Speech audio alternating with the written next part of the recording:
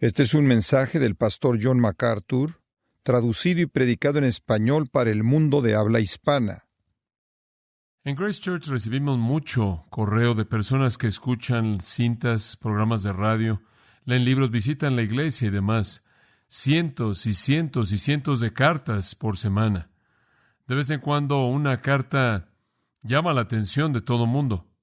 Recibimos una como esa que llegó hace unas cuantas semanas atrás y quiero compartirla con usted en esta mañana porque encaja tan bien. Es de un hombre que es un prisionero en Nueva York, en una cárcel. Él está escribiendo para agradecernos por el ministerio de cintas que él ha recibido. Él ha estado estudiando las cintas de manera diligente y está expresando su gratitud. Esto es en parte lo que dice. Hermano, recibí su hermoso regalo de una colección de cintas por John MacArthur, su pastor. Todavía estoy escuchándolas y compartiéndolas con algunos de los hermanos conforme el Señor guía. Estoy tomando notas conforme escucho cada cinta y le doy gracias al Señor.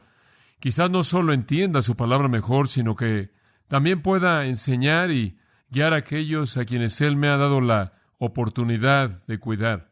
Simplemente quiero añadir un comentario aquí. Aparentemente este hombre se ha convertido en el pastor de lo que él llama la iglesia de la cárcel de la Pradera Verde. Él dice, quiero agradecerle por su regalo tan amable y compartir un poco de lo que el Señor está haciendo en mi vida, así como lo prometí en una carta anterior. Hermano, el Señor me salvó 7 años atrás.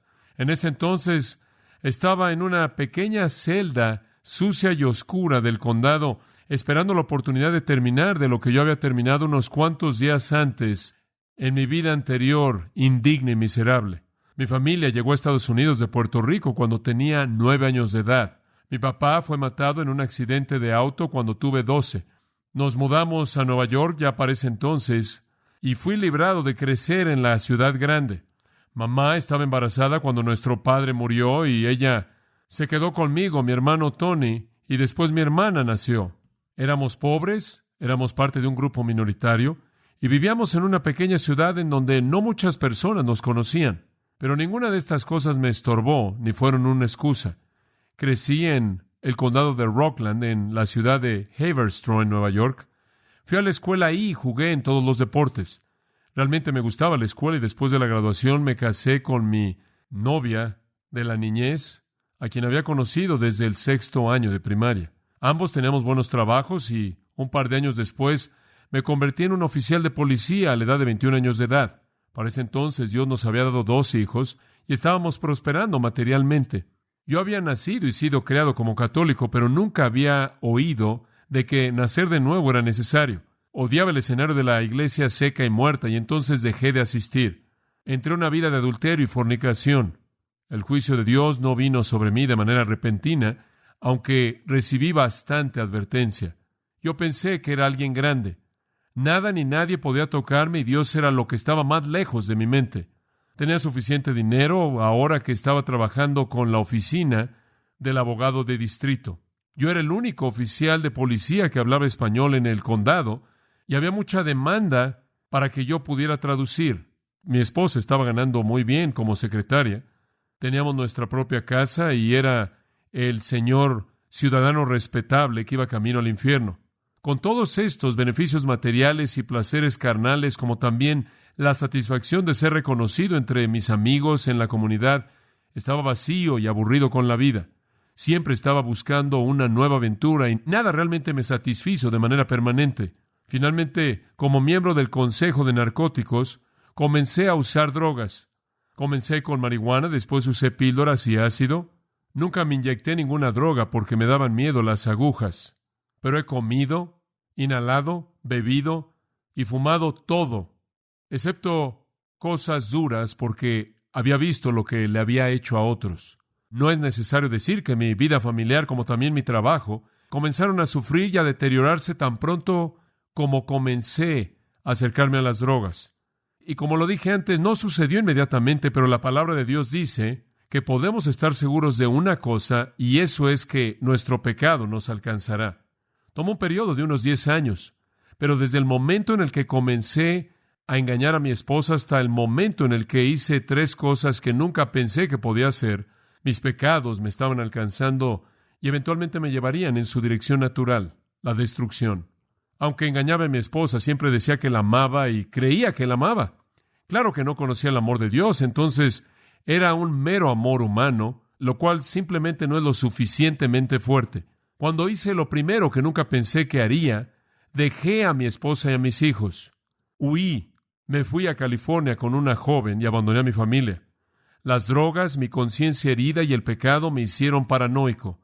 Y siempre estaba bajo el efecto de las drogas en San Francisco y siempre estaba mirando hacia atrás para asegurarme de que alguien no me persiguiera.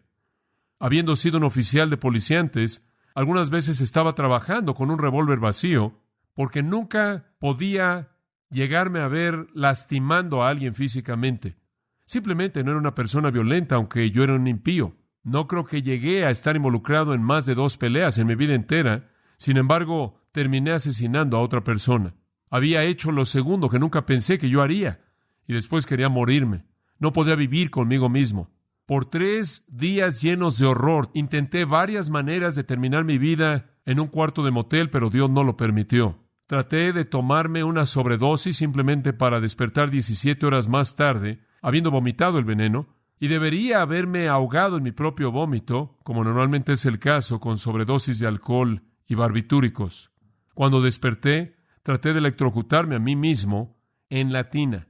Pero cuando estaba a punto de colocar los cables en el agua, los cables se tocaron el uno al otro y terminé en oscuridad total conforme las luces en el baño se apagaron. Pero había ido demasiado lejos. Era un hombre poseído. Me metí a la tina y me corté con una navaja hasta que me desmayé por la pérdida de sangre, simplemente para terminar despertando un tercer día de locura y de horror. Dios había estado tratando de alcanzarme durante mucho tiempo. Mi mamá se había convertido en cristiana unos cuantos meses antes. Otras personas habían tratado de contarme acerca de Jesús, pero no los oía. Finalmente me entregué a las autoridades y les confesé un crimen del cual ni siquiera estaban conscientes. Cuando fui llevado a la cárcel, me mantuvieron en observación por unos días porque sabían que yo quería suicidarme. Y hermano, yo tenía toda la intención de matarme a mí mismo. Yo inclusive me llevé una cuchara y estaba esperando el momento correcto para afilarla y metérmela por la garganta. Y después llegó una carta. Me habló de Jesucristo. Ray dijo, Jesús es real. Él te ama y quiere ser tu amigo. Él puede abrir un camino en donde no hay camino. Hazlo por tu familia, Ray. Ven a Jesús. Bueno, yo creí que Jesús era real en la vida de ella y que era el amigo de ella, pero que Él me amara, nunca. Ni siquiera yo me quería a mí mismo. ¿Cómo era posible que Jesús me amara? ¿Qué camino podría ser Él? Yo había probado todo camino posible. ¿Qué podía hacer yo por mi familia? Yo los había abandonado y los había dispersado. La respuesta llegó. Estaba en mi mente, pero ahora sabía quién había colocado esas palabras ahí. Lo mejor que puedes hacer es ir, matarte a ti mismo y salirte de la vida de todo mundo. Pero Dios usó esa carta para contener mi mano autodestructora, y vinieron personas y me contaron más y más del amor de Dios hacia pecadores, inclusive hacia homicidas como yo. Me hablaron de las buenas noticias de Jesucristo, y no solo que Él demandaba una nueva vida de mí, sino que Él era el único que podía darme el poder para vivirla. Debo nacer de nuevo, me dijeron. Y dijeron, si alguno está en Cristo, las cosas viejas pasaron. Necesitaba que esa vida antigua fuera quitada. Necesitaba una vida nueva. Finalmente, por desesperación, me puse de rodillas en mi celda. Estaba contemplando el suicidio y realmente estaba siendo presionado por el diablo. Se me había concedido hacer una llamada a casa. Tuve confianza en mi madre y le dije que el diablo estaba ahí diciéndome que me matara a mí mismo. Ella le dio el teléfono a otro cristiano nuevo que estaba ahí con ella, y en lugar de ser gentil conmigo como yo esperaba, él dijo, Ray, debes arrepentirte delante de Dios. Debes pedirle que Él te dé una nueva vida y que te perdone. Bueno, eso en cierta manera me sacudió porque yo esperaba que me consintiera. Y me di cuenta de que aunque yo había lamentado las cosas que había hecho, yo no le había pedido a Dios que me perdonara. Tenía la tristeza del mundo que lleva a la muerte, pero la tristeza que, según Dios, lleva al arrepentimiento para salvación. Entonces, de rodillas, clamé a Dios y le pedí que me perdonara y que quitara la carga de la culpabilidad que me estaba volviendo loco. Le pedí que me diera una vida nueva. Le dije que ni siquiera sabía si Él estaba ahí o no, pero que si Él me había oído, por favor me perdonara y me ayudara a vivir una vida nueva a través de Él. Bueno, Por primera vez en mi vida, supe que Dios me oyó y que había sido perdonado. Sabía que Él me había perdonado porque la carga que había estado llevando, la carga de culpabilidad y vergüenza, fue quitada de mí. Sentí una paz que nunca antes había experimentado. Sentí una libertad que nunca antes había conocido del otro lado de esas paredes. Podía vivir conmigo mismo porque sabía que mi conciencia estaba limpia. Había sido perdonado y mi conciencia había sido purgada. Sabía lo que eran la verdad y la realidad. Había quitado una vida y tenía que enfrentar un juicio. Había hecho muchas cosas por las que yo me había avergonzado y habían consecuencias. Los hombres no perdonan ni olvidan, pero sabía que mi Dios me había perdonado y que por primera vez en mi vida podía estar en paz con Él y conmigo mismo. A partir de ahí, yo le serviría y todos los que serían de una misma manera de pensar que yo entenderían que yo había sido perdonado y que yo era un nuevo hombre. El rey antiguo estaba muerto. La Biblia llegó a cobrar vida para mí y me volvió un fanático. Y los hombres me advirtieron a no leer la Biblia demasiado, o de lo contrario me volvería loco. Hombre, había estado loco antes. La Biblia es lo único que me ayuda a conocer la verdad. Ahora puedo entender la palabra espiritual de Dios y ya no es el rompecabezas gigante que llegó a ser una vez para mí. Había nacido de nuevo y ahora podía ver el reino de Dios. Había sido sentenciado a 15 años de vida en la prisión. Esto significa que debo servir un mínimo de 15 años antes de que llegue a ser considerado como alguien que puede salir bajo fianza y después no tienen que dejarme salir. Pero hermano, yo no cambiaría la libertad que Jesucristo me ha dado detrás de estas paredes de la prisión por las prisiones que eran mías en lo que el mundo llama la libertad. Ciertamente me encantaría estar en casa con mi familia algún día, pero Jesús me ha dado algo en esta prisión que muchos en el exterior ni conocen ni tienen. Mi familia había sido dispersada a lo largo de esos años. Durante 2 años clamé al Señor y reclamé la promesa para que mi esposa y mis hijos vinieran a Cristo, porque aunque yo no había oído de mi esposa en todo ese tiempo, continué confiando en Él y sirviéndole. Él me dio un ministerio. Durante 3 años no leí nada más que la Biblia, ningún libro, ningún comentario, ningún periódico, ninguna revista. Solo la Biblia y su palabra se volvieron reales para mí. Y finalmente Dios salvó a mi esposa y ella vino a verme. Más tarde, ella trajo a mi hija Debbie y tuve el placer de llevar a mi propia hija al Señor. Y mi Christine, de 9 años, también recibió al Señor. Hermano, ¿qué puedo decir? Perdóneme por escribirle tanto, pero hay tanto más que podría decir. Dios me ha dado un ministerio de enseñanza y de predicación de su palabra y quiero servirle al máximo nivel posible. He visto a tantos hombres quebrantados y desesperados llegar a conocer a nuestro Señor y ser transformados. Gracias a Dios. Salude a los santos, su hermano en Cristo, Ray. Entonces, ustedes son los santos y han sido saludados.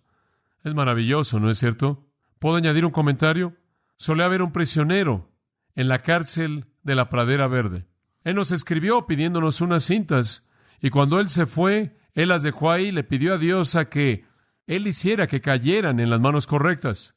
Cayeron en las manos de Rey. Él es una segunda generación de personas que oyen cintas en la prisión de la Pradera Verde. Y a través del estudio de la palabra de Dios se ha convertido en el pastor de la iglesia en la prisión. En eso consiste el perdón. No sé qué le depara el futuro en este mundo, pero sé lo que le espera en la eternidad y por ello podemos estar emocionados. Abramos nuestras Biblias de nuevo en esta mañana en Mateo 6, conforme continuamos en nuestra serie de la oración de los discípulos. Hoy llegamos a una continuación de lo que comenzamos la última vez conforme estudiamos el versículo 12.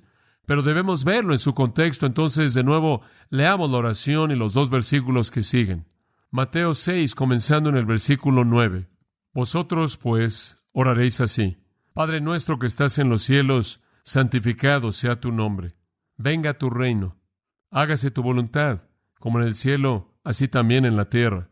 El pan nuestro de cada día, dánoslo hoy. Y perdónanos nuestras deudas, como también nosotros perdonamos a nuestros deudores. Y no nos metas en tentación, mas líbranos del mal, porque tuyo es el reino, y el poder, y la gloria, por todos los siglos. Amén.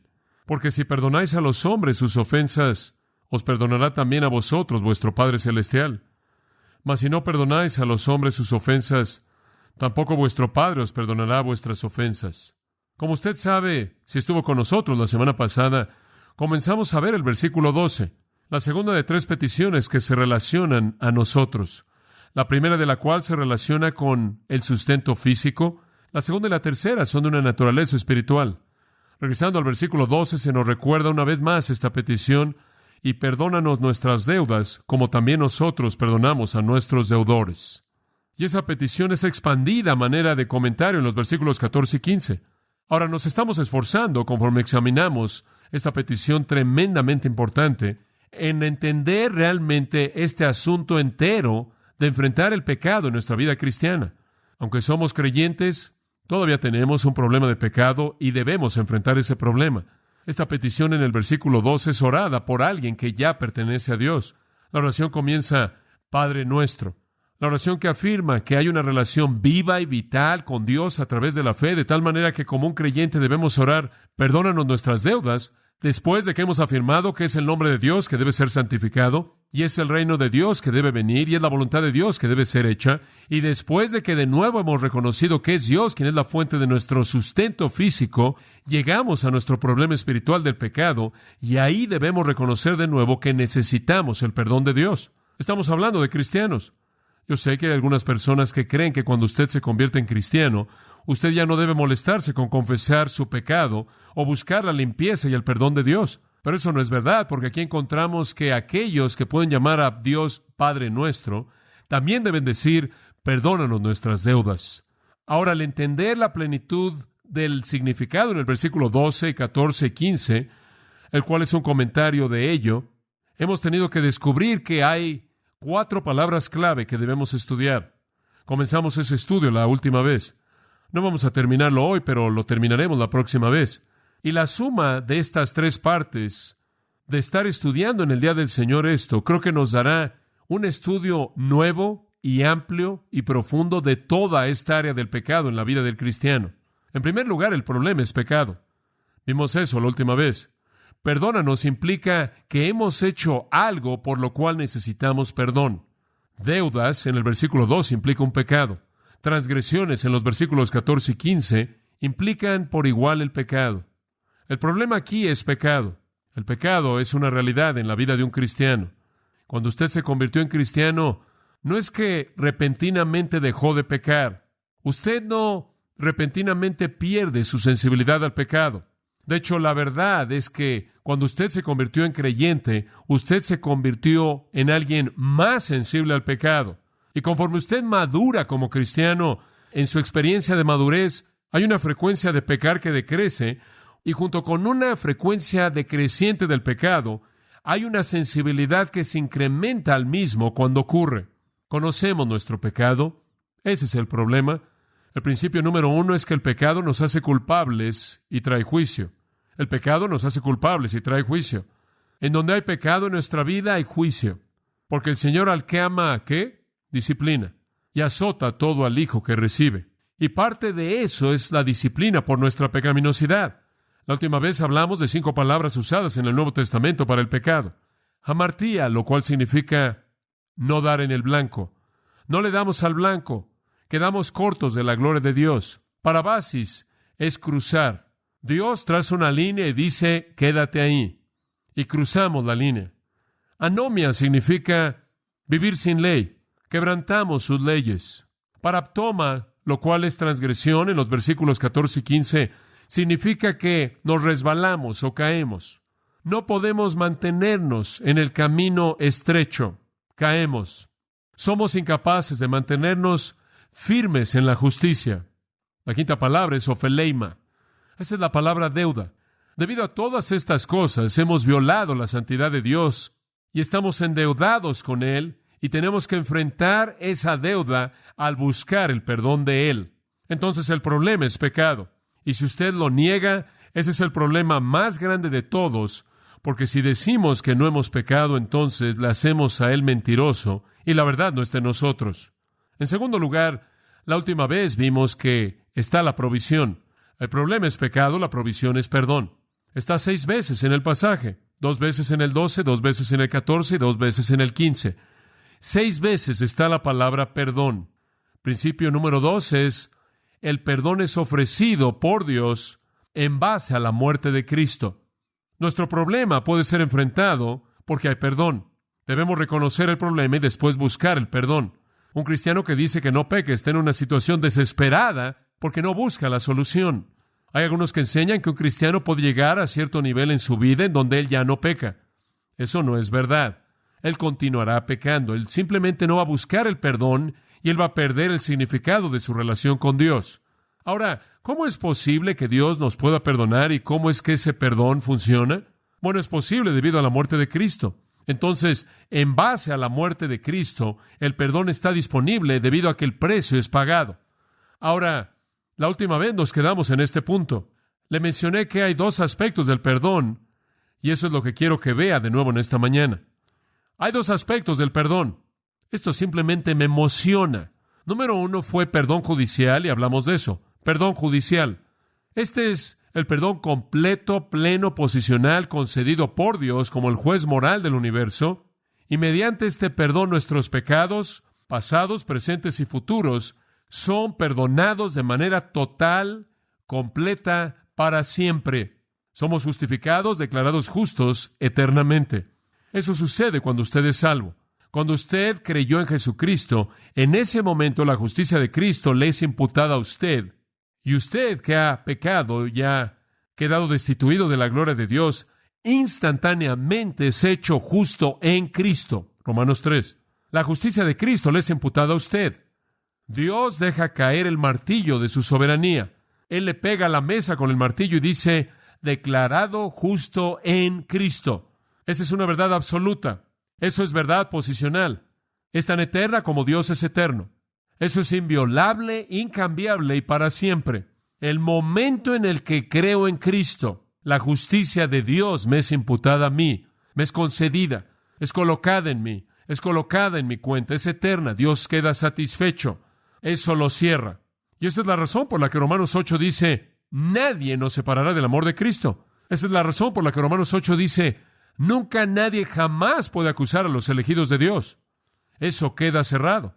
Y vimos, ¿no es cierto?, cuando vimos el perdón judicial, que hay muchas palabras para describirlo. Dijimos que involucra que Dios quita nuestro pecado, cubre nuestro pecado, Dios borra nuestro pecado y Dios olvida nuestro pecado. Se acabó. Judicialmente queda cerrado para siempre.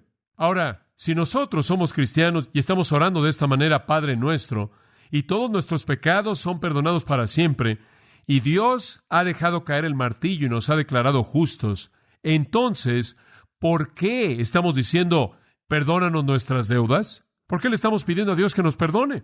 Si todo esto ha quedado cerrado, ¿cuál es el punto de orar de esa manera? El punto se responde en un segundo tipo de perdón. No solo hay perdón judicial, hay perdón paternal. Y quizás a usted se le puede ocurrir una mejor palabra que paternal, pero es una que en cierta manera se me quedó en la mente en base al hecho de que Padre Nuestro comienza la oración. Perdón paternal. Ahora, no estamos tratando con Dios como juez justo. Estamos tratando aquí con Dios como un Padre amoroso. Ahora escuche. Aunque ya hemos sido perdonados judicialmente para siempre, y eso ha sido establecido eternamente y nunca cambia, todavía pecamos, ¿no es cierto? Y cuando pecamos, algo sucede en nuestra relación con Dios. La relación no se acaba, pero algo es perdido en la intimidad de esa relación, ¿verdad? Si mis hijos o hijas pecan contra mí al desobedecerme, la relación no termina. Todavía son mis hijos. Todavía soy su padre. Y hay cierto perdón en mi corazón que es automático porque están en mi familia. Pero hay algo en la relación que causa que hay una pérdida de intimidad hasta que vienen y dicen, papi, lo siento. Y después la intimidad es restaurada. Estoy felizmente casado con mi esposa. No me gustaría que fuera de otra manera. Y esto va mejorando día con día. Y si yo peco contra mi esposa porque dije algo o hice algo que no fue amable, no lo pensé, no cambia nuestra relación. Y hay un sentido en el que soy perdonado simplemente porque estoy bajo la sombrilla del amor constante de mi esposa. Pero hay algo que se pierde en la intimidad hasta que le pido que me perdone. Y eso se vuelve a encontrar tan pronto como le pido que me perdone. De eso estamos hablando aquí. Este no es algún incrédulo orando por salvación. Esto no es algo así como un cristiano que le está rogando a Dios que por favor le perdone sus pecados. Como el hombre que oí por televisión y la gente le estaba haciendo preguntas y una persona dijo, si peco y muero antes de que lo confiese, ¿me voy a ir al cielo? Y el hombre dijo, no, te vas a ir al infierno. ¡Qué mentira tan terrible es esta! Colocar a alguien bajo ese tipo de temor. No estamos hablando de eso. Estamos hablando aquí del perdón que nos da la plenitud de gozo en la intimidad con Dios. Es todo lo que la relación puede ser. De eso está hablando aquí. Permítame ilustrárselo a partir del Salmo 51. Regresa al Salmo 51. Aquí está David. Ahora David fue redimido. Recuérdelo. David era salvo. Subraye esto. David había recibido la salvación del Antiguo Testamento. La justicia le fue imputada a la cuenta de David. Él creyó en Dios. Él amaba a Dios. Él confiaba en Dios. Su fe estaba en Dios. Él había recibido redención. La justicia de Cristo, aunque era futura, ya le había sido imputada a la cuenta de David mediante la fe de él. Él era un hombre regenerado, redimido, pero él cayó en pecado. Un pecado terrible. Un pecado no diferente del nuestro amigo Ray, del que leímos en esta mañana. Porque él había cometido adulterio y después él había cometido homicidio. Y si él hubiera sido alguien diferente, y si él no hubiera sido el rey, probablemente hubiera perdido su vida. Pero él en cierta manera estaba por encima de la ley, aunque sus pecados eran horrendos, él fue librado debido a su posición. Y quiero que note la naturaleza de su oración en el Salmo 51, porque esta es la oración que sale de su corazón manchado de sangre, lleno de culpabilidad conforme él reflexiona en su pecado. Y quiero que sepa esto en primer lugar, versículo 14. Líbrame de homicidios. Ahora escuche esto. Oh Dios, Dios de mi salvación. Escuche, David afirma su salvación. David afirma que Dios todavía es el Dios de su salvación.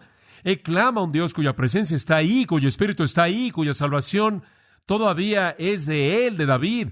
Yo creo que David era verdaderamente redimido. Él fue redimido y Dios estaba todavía ahí en su presencia y en su espíritu, y él todavía era el Dios de mi salvación.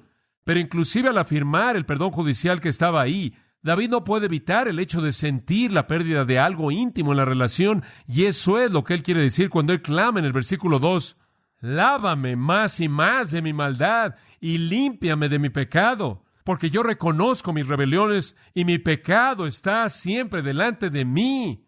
Contra ti solo he pecado y he hecho lo malo delante de tus ojos. Versículo 7. Purifícame con hisopo y seré limpio. Lávame y seré más blanco que la nieve.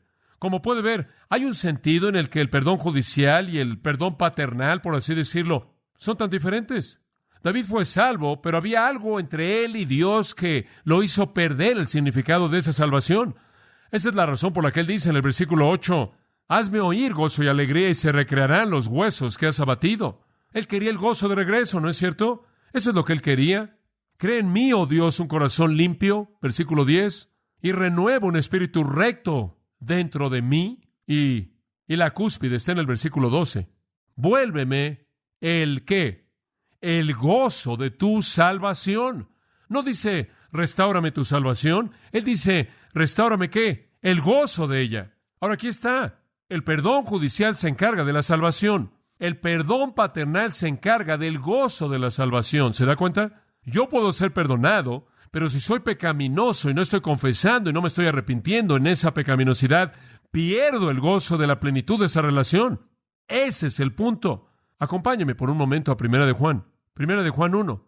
Juan comienza esta epístola maravillosa al decir que él predica a Cristo, la palabra de vida, el verbo de vida, de primera mano. Aquello que hemos oído desde el principio, que hemos visto con nuestros ojos y nuestras manos han palpado. Él dice, hemos tenido una experiencia personal con Cristo. En el versículo 1, la palabra, el verbo de vida y el verbo fue manifestado y lo hemos visto y damos testimonio y le mostramos que la vida eterna que estaba con el Padre y fue manifestada a nosotros. En otras palabras, estamos predicando a Cristo, estamos predicando el Evangelio. ¿Por qué?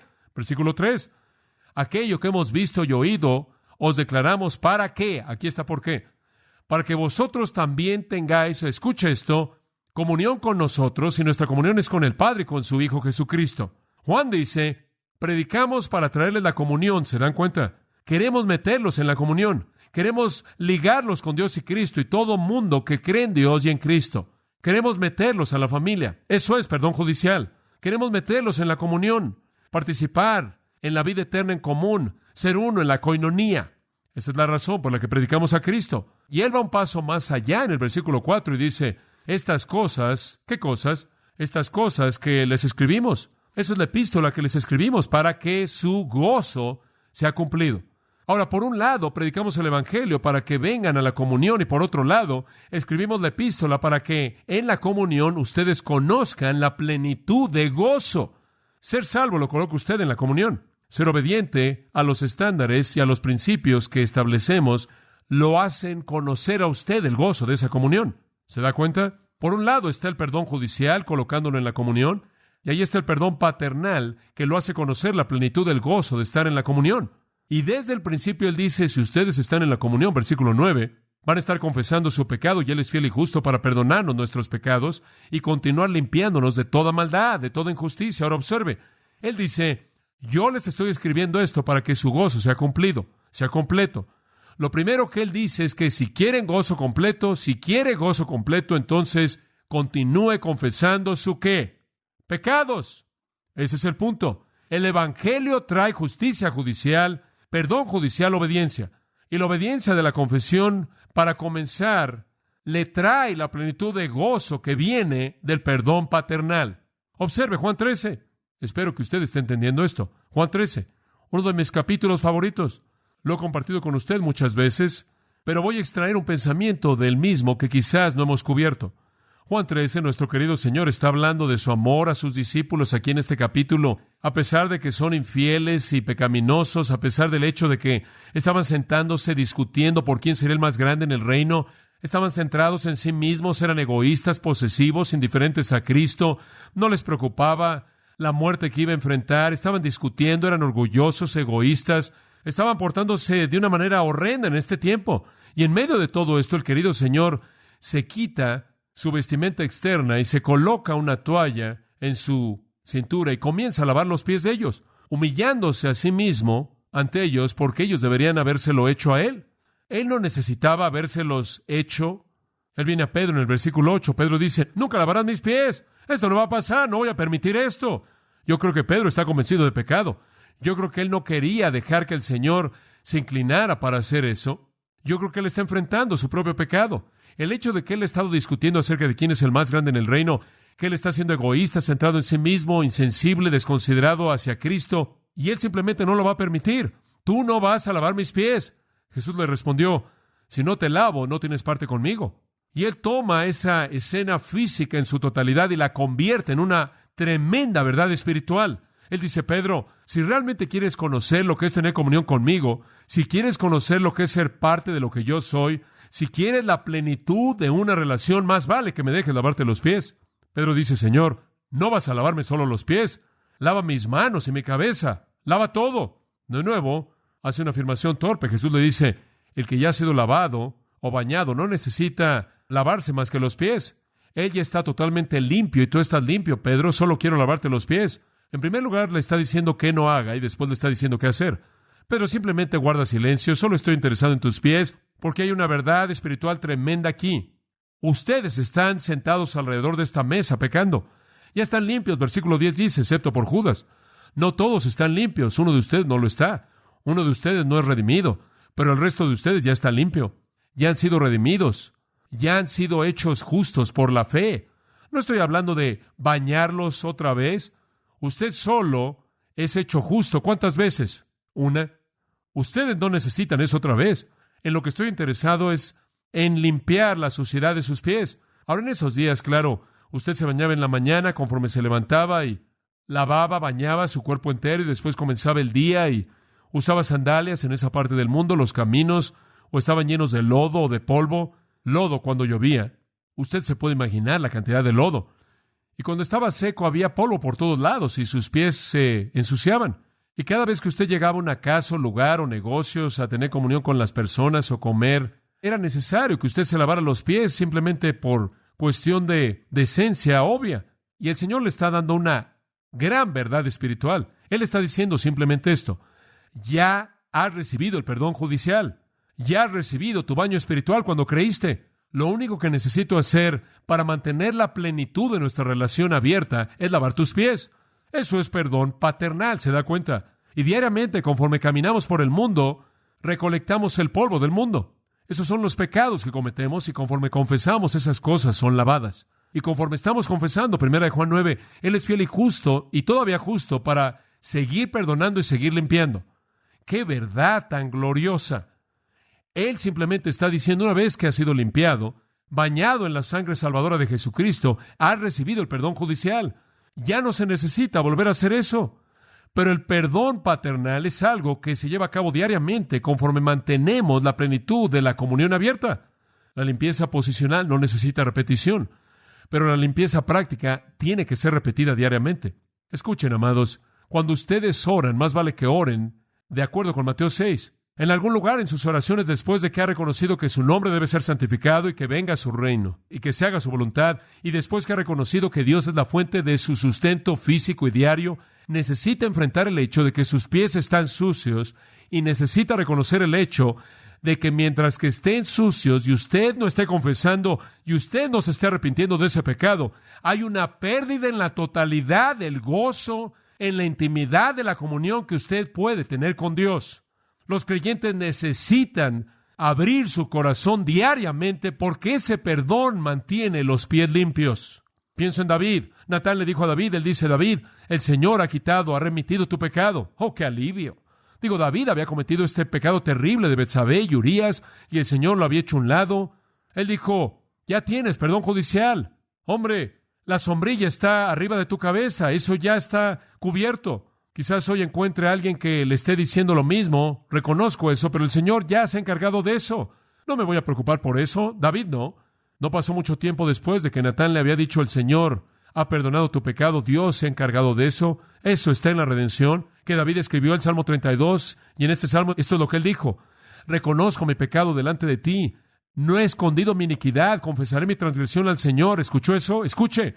Cuando él ya había conocido que el elemento judicial había sido cubierto, él todavía clamó en confesión para abrir el canal paternal, para mantener la intimidad de la relación. Entonces, ¿cuál es el mensaje en la primera parte de esta petición? Perdónanos nuestras deudas. Es simplemente un ruego para que experimentemos la limpieza momento a momento que viene cuando reconocemos nuestro pecado al Señor. Muy básico, muy necesario. Y ¿sabe una cosa? Lo que me emociona tanto en esto es que Dios está tan dispuesto a perdonar. Y ¿sabe una cosa? Podría pensar que si estuviera en alguna religión pagana o algo así, y usted creyera que los dioses son como hombres, que Dios se cansaría tanto de oírlo a usted que un día Él simplemente diría, ¿sabes una cosa? Esta es la última vez que estoy perdonándote. A partir de ahora, recibe las consecuencias. Te he dado más perdón de lo que más de 10 personas merecen. Pero no es así con Dios. Creo que fue Nehemías el que dijo, tú eres un Dios que está pronto a perdonar. Es correcto. Pronto. Me encanta lo que dice Miqueas. Se deleita en misericordia, dice usted, pero yo regreso día tras día y le sigo diciendo, Señor, volví a hacer esto y Señor, tengo otra vez este problema.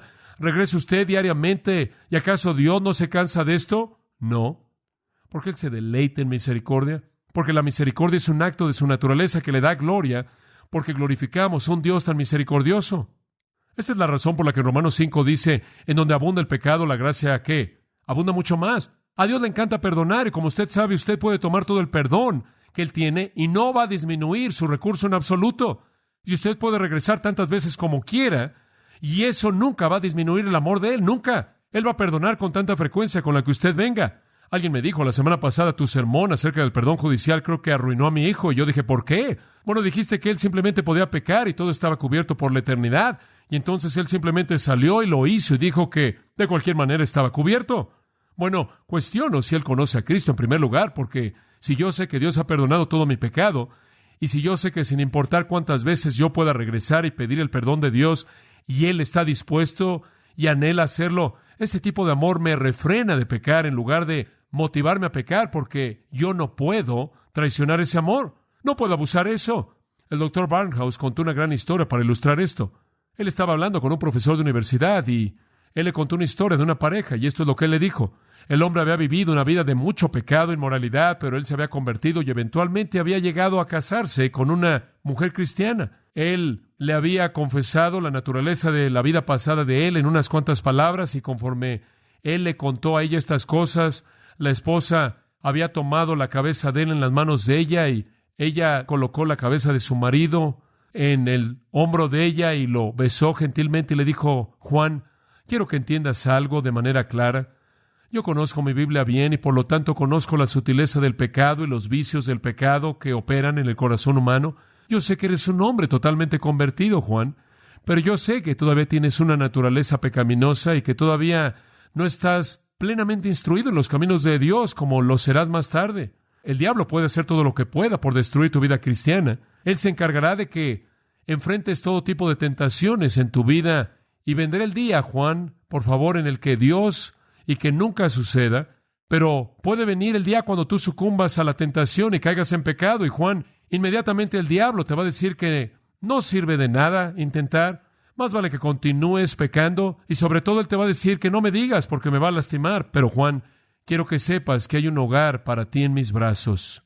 Cuando yo me casé contigo, me casé con tu naturaleza antigua como también con tu naturaleza nueva. Y quiero que sepas que hay perdón completo, por adelantado, por toda maldad que llegue a tu vida. Ahora, eso es algo parecido a Dios. Cuando Barnhouse terminó la historia, el profesor de universidad levantó sus ojos reverentemente y dijo: mi Dios, si algo jamás pudiera mantener a un hombre derecho, ese tipo de amor perdonador por adelantado, ciertamente lo hará. Eso es exacta y precisamente la manera en la que Dios percibe su relación con nosotros. Escuche, hemos visto el problema del pecado, hemos visto la provisión del pecado, y quiero terminar con un ruego de confesión, el ruego de la confesión. El tercer principio es simplemente que recibimos su perdón mediante la confesión de pecado. Recibimos el perdón de Él mediante confesión de pecado. Todo este versículo implica confesión. Usted puede saber acerca del pecado y saber acerca del perdón, pero si usted no confesara su pecado, usted nunca lo recibiría. Siempre y cuando yo albergue mi pecado y nunca lo confiese y me arrepienta del mismo y me vuelva de él y se lo entregue a Dios y esté de acuerdo con Él acerca de Él, nunca estaré libre para conocer el gozo que Él quiere que yo conozca, porque la barrera está ahí y sacude la intimidad de la comunión.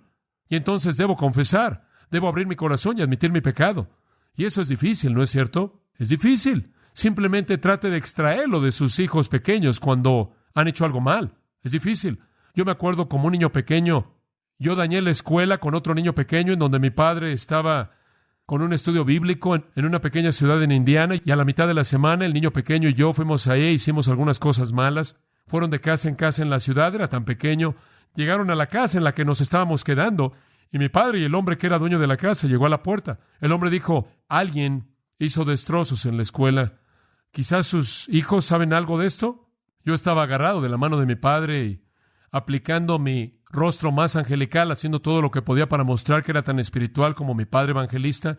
Nunca sería yo sorprendido en algo así, y yo me resistí. Mi hijo nunca haría algo así, y él me tocó en la cabeza. No, Johnny no, él es un niño maravilloso.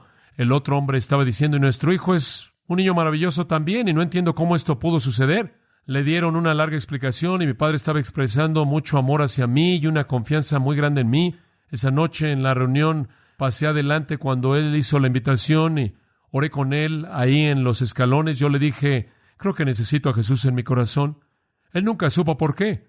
10 años más tarde, yo le dije de eso. 10 años. No podía tener la valentía para hacerlo, pero no estoy solo. Adán y Eva pecaron y solían caminar y hablar con Dios en el fresco del día, pero en el momento en el que pecaron, ¿qué fue lo que hicieron después de eso? Se escondieron. Es difícil confesar. Y mientras que usted no confiese, usted pierde el gozo. Proverbios 28:13 dice: si usted cubre su pecado, usted no prosperará. Si usted cubre su pecado, no prosperará. El que confiesa y deja su pecado, tendrá misericordia.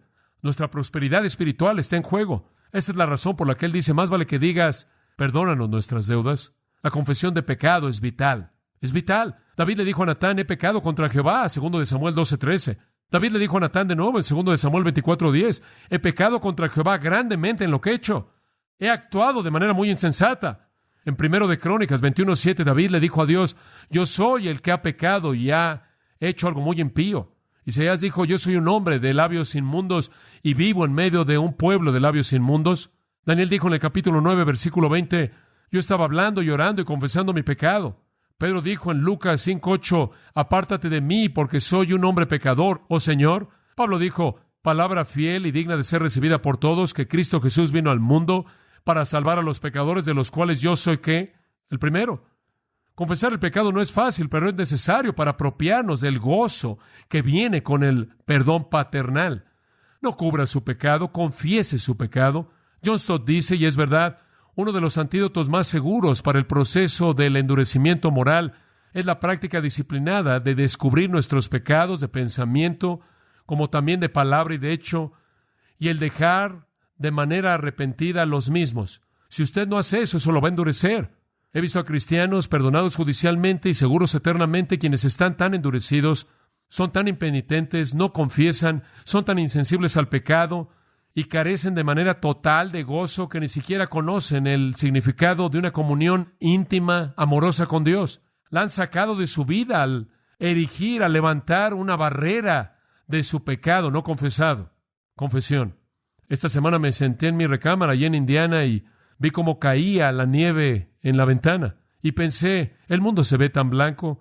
La ciudad en la que estaba tiene 3 calles y un letrero de alto. Eso era todo. Habían simplemente campos blancos por todos lados, pequeños caminos en donde la gente caminaba y árboles cubiertos de nieve. Y pensé en nuestros pecados siendo blancos como la nieve. Y después, conforme vi mi propia vida, estaba leyendo un pequeño libro que tengo, Las oraciones de los puritanos, que algunas veces yo comparto con usted. Y me encontré con una que colocaba mi vida en un contraste fuerte con la pureza que vi por la ventana. Pensé que sería un pensamiento apropiado para nosotros el día de hoy. La confesión es tan necesaria. De lo contrario, usted va a perder esa pureza que le da gozo. Esto es lo que leí, y cito: «Oh Dios de gracia, tú has imputado mi pecado a mi sustituto y has imputado la justicia de él en mi alma. Me has vestido con la túnica de un novio, me has llenado de las joyas de la santidad, pero en mi andar cristiano todavía estoy en harapos. Mis mejores oraciones están manchadas de pecado, mis lágrimas penitentes tienen tanta impureza, mis confesiones de maldad son de tanto agravio de pecado, mi espíritu está manchado de egoísmo, necesito arrepentirme de mi arrepentimiento, necesito que mis lágrimas sean lavadas. No tengo túnica que usar para cubrir mis pecados. No tengo nada que hacer para poder forjar mi propia justicia. Siempre estoy de pie, vestido, en atuendo, en vestimenta sucia, y por gracia siempre estoy recibiendo un cambio de vestimenta porque tú siempre justificas al impío. Siempre estoy llegando a ese país lejano y siempre regresando a casa como un pródigo y siempre diciendo: Padre, perdóname. Y tú siempre otra vez estás sacando la mejor túnica. Toda mañana me dejas usarla, toda tarde regreso en ella, salgo a hacer el día del trabajo y soy herido por ella y estoy ante el gran trono blanco en ella, entro al cielo brillante como el sol. Concédeme que nunca pierda de vista lo excesivamente pecaminoso que es el pecado, la justicia excesiva de la salvación y la gloria excesiva de Cristo, la belleza excesiva de la santidad y la maravilla excesiva de la gracia. Soy culpable pero perdonado. Estoy perdido, pero salvo. Estoy desviándome, pero he sido encontrado. Estoy pecando, pero soy limpio. Dame un quebrantamiento de corazón perpetuo. Manténme siempre aferrándome a tu cruz. Aliméntame en todo momento con la gracia que desciende y ábreme las fuentes del conocimiento divino y el agua refulgente cristalina en medio del desierto de la vida. La confesión, limpieza del alma. Ese es el ruego de esta petición. ¿Es parte de la oración de usted? Usted ha escuchado a John MacArthur, maestro bíblico de Gracia a Vosotros. Para más información y acceso gratuito a todos los mensajes de John, así como una lista de libros incluyendo la Biblia de estudio, visite la página web en gracia.org.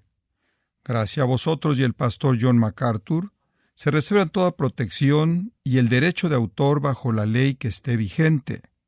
La información de derechos de autor está disponible en gracia.org, que incluye instrucciones para limitar la duplicación de este archivo digital. Gracia a Vosotros es una organización sin fines de lucro, dedicada a desarrollar recursos desde las enseñanzas del pastor John MacArthur, las cuales ofrecen la verdad de las Escrituras. Por otra parte, estimado oyente, su apoyo en oración y sus donaciones al ministerio nos ayudan a lograr este propósito para equipar a miles de personas de habla hispana. Si desea hacer una donación u ofrenda, puede hacerlo utilizando su tarjeta Visa, Mastercard, Discovery o American Express. Si vive en Estados Unidos o Puerto Rico, puede llamarnos al 1-866-5-GRACIA. Esto es 1-866-540